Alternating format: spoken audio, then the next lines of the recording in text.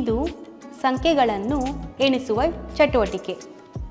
ಚಿತ್ರದ ಮೂಲಕ ಸಂಖ್ಯೆಗಳನ್ನು ಯಾವ ರೀತಿ ಎಣಿಸಬಹುದು ಎಂಬುದನ್ನು ನೋಡೋಣ.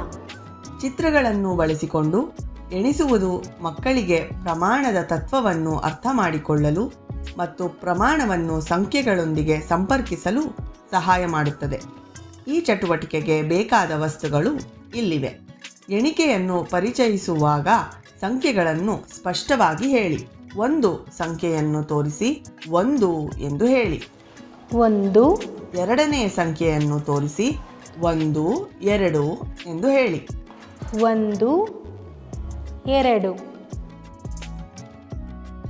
ಮೂರು ಸಂಖ್ಯೆಯನ್ನು ತೋರಿಸಿ 1, 2, 3 ಎಂದು ಹೇಳಿ.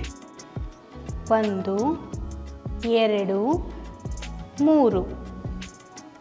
1, 2, 3, 4.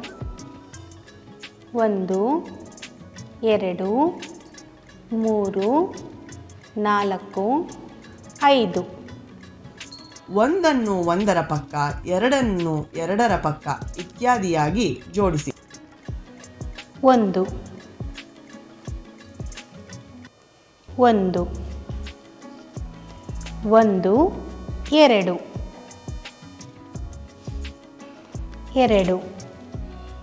1, 2, 3, 3, 1, 2, 3, 4. ಈ ವಿಡಿಯೋದಲ್ಲಿ ನಾವು 5ರವರೆಗೆ ತೋರಿಸುತ್ತಿದ್ದೇವೆ, ಆದರೆ ನೀವು 10ರವರೆಗೂ ಮಕ್ಕಳೊಂದಿಗೆ ಚಟುವಟಿಕೆಯನ್ನು ಮಾಡಬೇಕು. 5